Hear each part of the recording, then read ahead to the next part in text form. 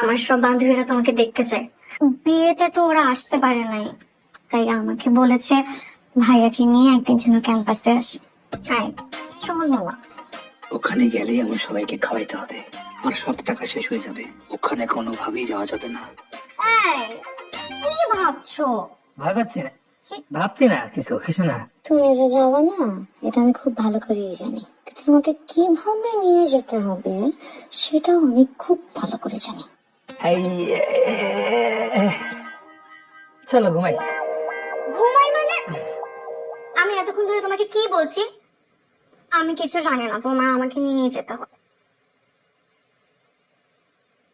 দেখো, বুঝো বিষয়টা, ওরা তোমার ভার্সিটির বান্ধবী, ভার্সিটি শেষ, বন্ধুত্ব শেষ।